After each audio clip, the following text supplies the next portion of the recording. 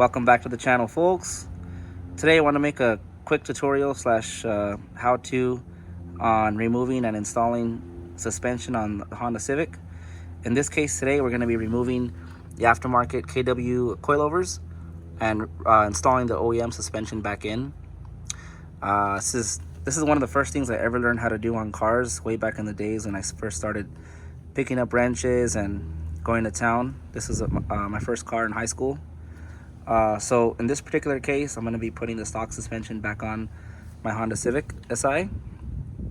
So you have a basic knowledge of cars. This is a pretty straightforward kind of thing to do, but it's always nice to have a little refresher regarding tools needed, where to start and everything like that, little tips and tricks. I always like watching quick tutorial YouTube videos first before I do stuff. So this is kind of will serve as that purpose, and for myself and others, like a little bookmark. Anyhow, so the tools you'll need, impact wrench, not needed, but definitely makes the job easier. I have a 14 millimeter impact socket here, 17 millimeter impact socket, 14 millimeter extended socket for the top hat bolts, chisel just to guide some of the bolts through, 17 millimeter wrench, 14 millimeter needle nose pliers for removal of one of the castle nuts, and 4-pound sledgehammer. So yeah, let's get started. So anytime you have aftermarket suspension in a car, it's always going to be super easy to remove it versus removing the OEM suspension. Typically the shock bodies are a lot shorter, there's not as much tension on the springs, it's just easier to maneuver in and out. So this will be pretty straightforward to take off. We're going to start with 14 millimeter bolt right here. We're going to remove this, and then there's a 17 millimeter bolt, and the other side is a nut right there somewhere. So we'll take those off, bring this down, and then we'll loosen up the shock tower bolts here. So it's 14 millimeter right here. One right there and one right there.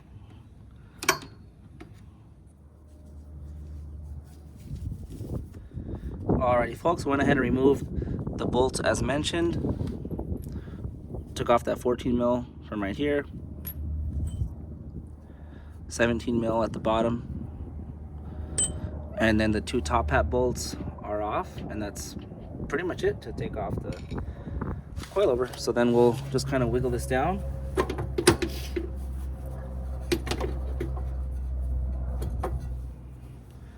This will come up.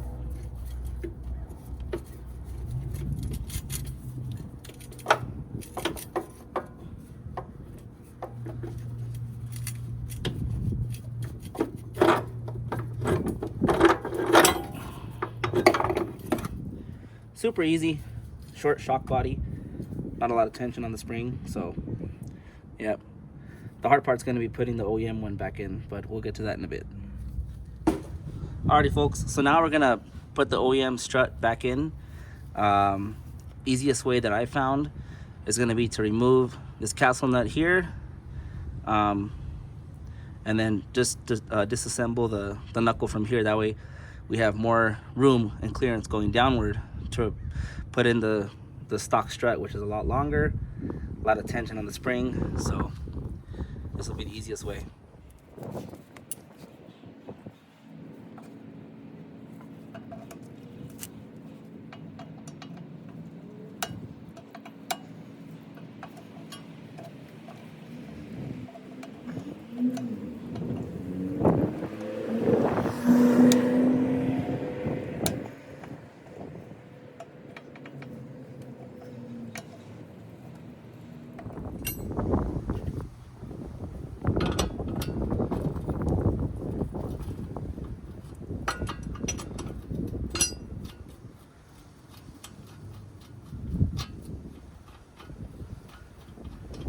Alright, then once you have that cotter pin removed, that was such a pain. Jesus. I was trying not to break it, but that didn't go as planned. So you want to remove the nut, and then I like to put it back on upside down like this. That way, when we hit it with our mallet, we don't mushroom the castle nut teeth there. So get it to where it's pretty flush with the bottom of the ball joint. Let's see.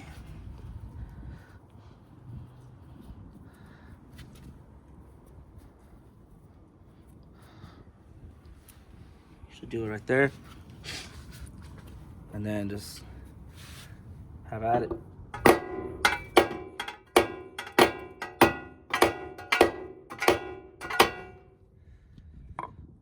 That's broken free there, and there's a lot of tension on this arm going upward, so you can't loosen it with your finger.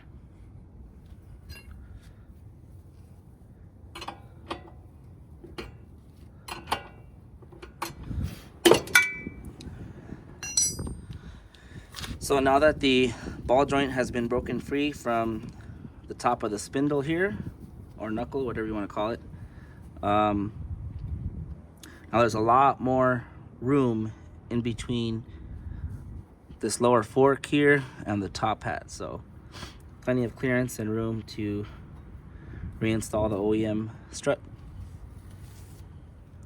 Alrighty folks, so quick little tip before you start trying to shove the strut up in this way. So the way this secures onto the lower fork here, this bolt slides through here, and if you'll notice, there's this little guy here that's creating just enough a little crevice to house the shock body. So keep that in mind. And then once, let's see, so once the strut's in there, the nut will rest right here. So when you install it, you got to have this facing the chassis like that, and also make sure your top hats are in the right orientation to slide into the shock tower.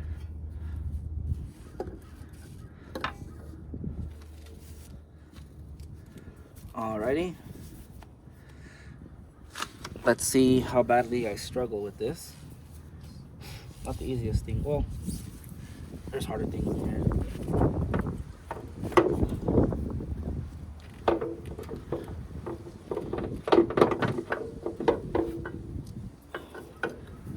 So first I'm trying to slide the top hat into the shock tower, and then once you get that like that, then go ahead and get one of your shock tower or top hat bolts and just thread it in. Just hand tight thread it up at the top, just so it's held in place there. And then once you have that, then you have enough wiggle room to maneuver the fork. Put this in place and secure the strut bolt. Alrighty, so we have the strut secured up at the top. We have one nut up at the shock tower. So now we're gonna slide this 14mm in, put it in place. Let's go ahead and try to find that crevice.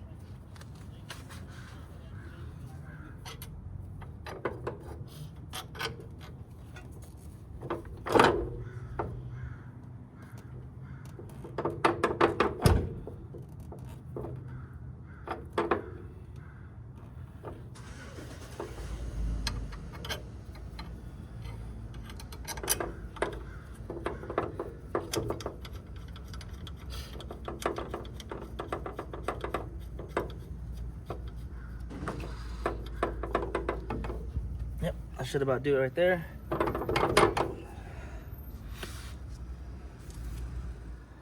All right, now this part, you're gonna see why we removed that top ball joint there, because now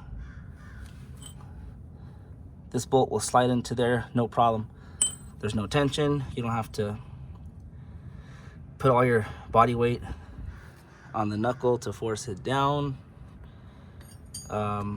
You don't have to use a 2x4. I've seen some guys use a 2x4 to create some space, but yeah, this is Definitely the way to go.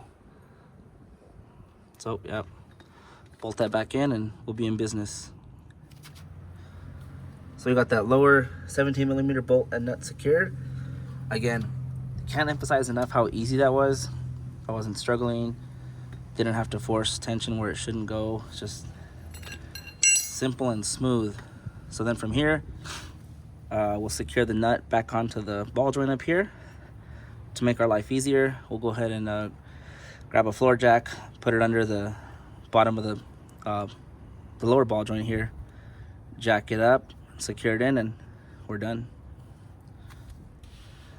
Alrighty folks, I went ahead and jacked up the knuckle here from the bottom of the ball joint area, and from here it's straightforward. I mean, this method here, it's can't go wrong.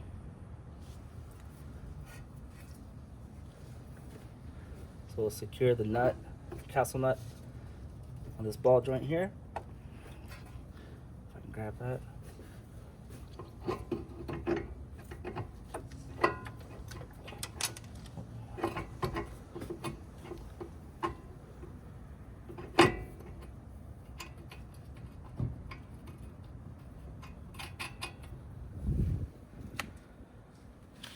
Now we just gotta fasten the castle nut, put a new cotter pin in there, fasten that 14mm, fasten the 17mm bolt at the bottom of the fork, secure the top hat bolts, or two 14mm, and that should do it. Alrighty folks, so we're gonna go ahead and remove the rear struts now.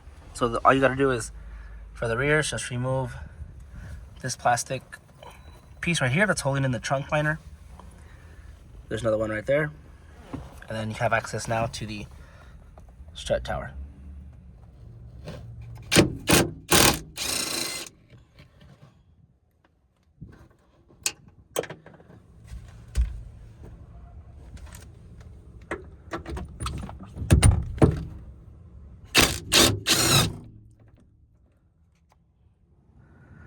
Alrighty folks, so for the rear struts, they're a lot easier than the fronts.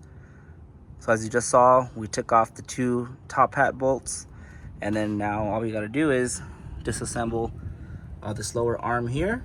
So there's only 14mm that we gotta deal with. So there's one right here, one right here, and then the center one that's on the subframe, we're just gonna loosen this one. We're not gonna take it all the way off. We are gonna take off the sway bar here, so we'll do that. Alrighty folks, so got this bolt removed from back here, got this one removed from here, got the sway bar off. We loosened up the subframe bolt, so now we'll just drop this down. Easy enough, just like that. Simple, simple.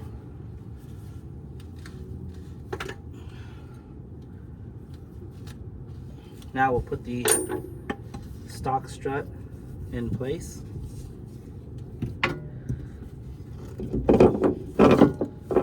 This part's a little tricky. I'm gonna have to use my 14mm wrench underneath the... Next step here is gonna be to secure the two top hat bolts on top of the strut. I'm a one-man show today, so gonna have to figure out some funny maneuver tactics here to hold the strut in place while I go around and secure the two nuts up top. That seems to work just fine. Let's keep our fingers crossed that this doesn't slip. It's a little bit windy today, so let's see what happens. Be right back. Holding just fine so far.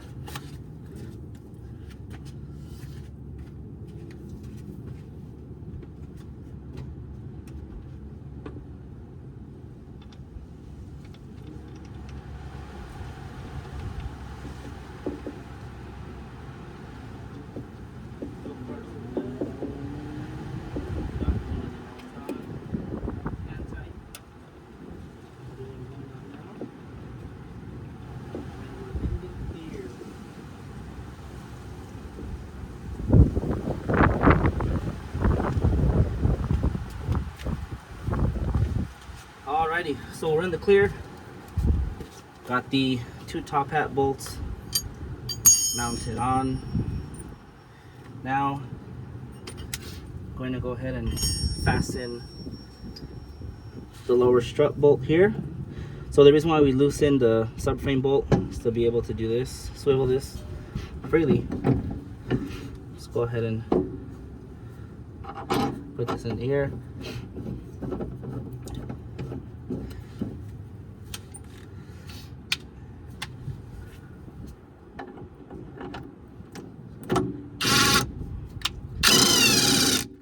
We'll tighten it up later. And then this bolt here is going to be a little trickier. We are going to need some assistance via floor jack. So let's get that now.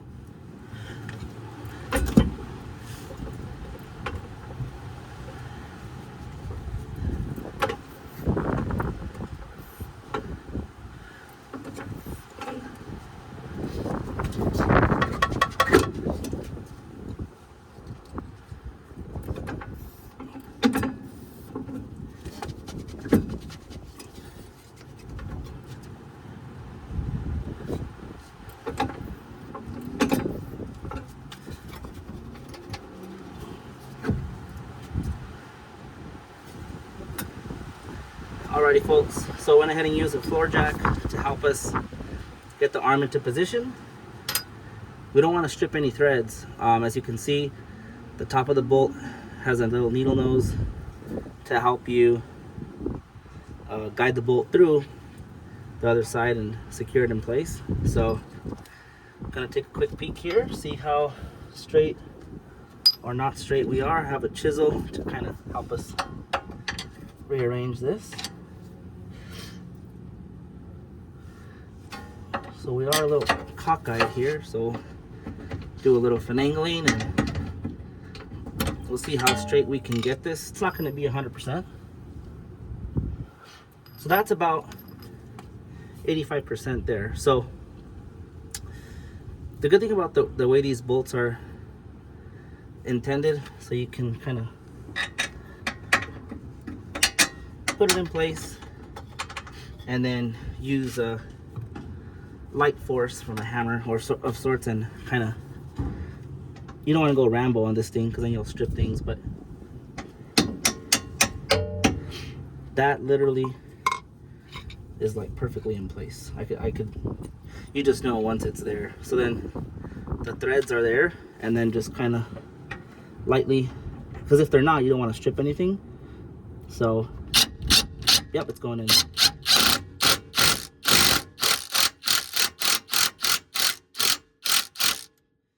See that? Beautiful. So cool.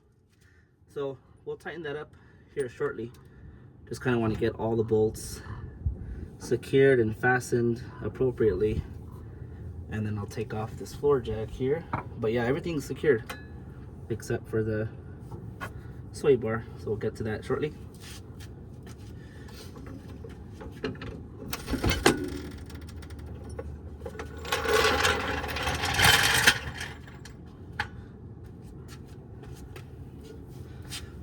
Alrighty, so the main bolts that are kind of the pain to get in are in, and then now secure the sway bar bolt.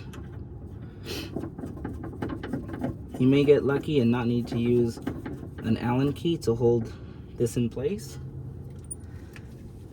Let's see if we're lucky. So far so good. Yeah, we got lucky. So that's in. And then we'll secure this one.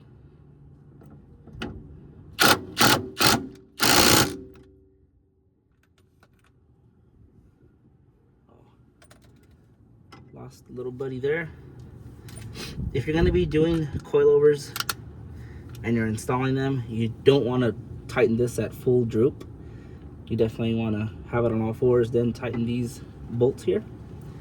But this is stock suspension, so it's not a huge thing.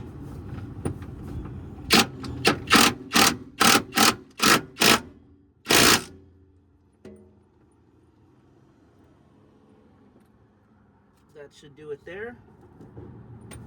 Now we just gotta secure the 2 top hat bolts, and the job here is complete. Thank you guys for watching. Until next time.